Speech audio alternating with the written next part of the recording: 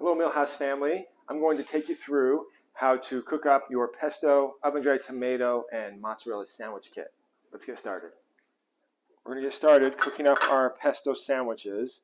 So these are they come pre-built and wrapped, and they'll hold in your refrigerator for up to a week and be great.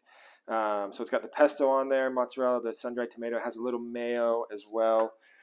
All we're going to do for these sandwiches, we're going to brush them with a little bit of oil. And you can cook these two ways. If you have a panini press or like a griddle, you can certainly cook them on there, and then you don't have to worry about flipping them, which is nice. Or I'll show you how I'm going to do it here at home. You can do it in a pan and kind of mimic a panini press. You do want some of that pressure that you get from a press. It helps the sandwich kind of hold together. So just a little bit of oil. That's going to act kind of like butter would on a grilled cheese. Help it get nice and crispy. So we're going to get this started here. So I've got a pan. We've got a pan heating up. So you will need a nonstick pan if you don't have a panini press. And we'll get these in. You want that over kind of medium-ish heat. These are going to take probably 10-ish minutes, give or take. We can use that same plate that we had the sandwiches on.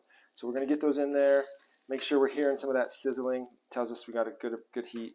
And then we're going to put the plate on and just give it a little pressure. We don't want to push too hard. If we do that, push too hard at this point, all that pesto and all those good things will start coming out.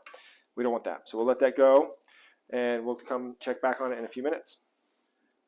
All right, our sandwiches have been cooking for a few minutes now. We're going to take the plate off of the lid. It can get a little warm while it's cooking, so just be careful.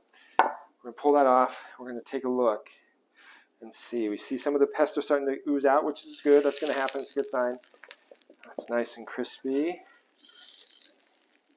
We're going to flip those over, and we're going to put the lid back on. Try to make sure it's even. A little bit of pressure. We're going to let it go for a few more minutes. Okay, our sandwiches have been cooking a few more minutes on the other side. So we're going to take that lid off. Again, be careful. We're going to check it out, see what we're looking at here. So, starting to see we're getting crispy on both sides. Cheese hasn't fully melted yet, so we're going to give it just a little flip again. And we're going to let that melt. So what we're really looking for here, right, we want it to get nice and crispy, which that's working great, but it hasn't all the way melted.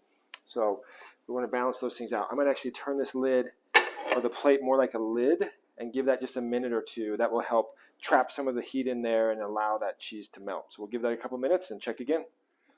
All right, let's see if our lid trick has helped us with our sandwiches. Okay, we're starting to see, we're seeing the cheese oozing there. That's a great sign. And oozing there, starting to be really good. Okay, so we're going to go ahead and give these a cut. If they're still slightly cool in the middle, I'll show you. We can pop them in the pan really quick and heat them up. But these should be good to eat. All right, we've got our sandwiches. I'm going to flip them on here. Dang, those look good. All right. So I'm using a serrated knife, an offset one. Makes it easy to cut. The serrated knife will allow you to cut through a little bit easier without kind of smashing the sandwich down. So not absolutely necessary, but it will help have a nice sandwich at the end.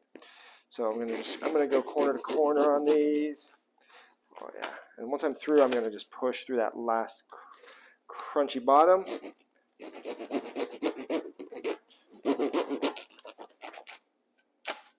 Okay. So let's take a look at that.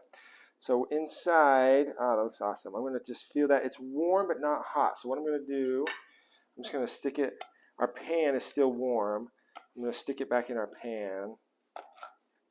And the absolute center is the hardest part to get warm. And so that's just going to get that center just warmed up. We'll give that about 20 seconds. But then these are ready to eat. And you're good to go. Enjoy.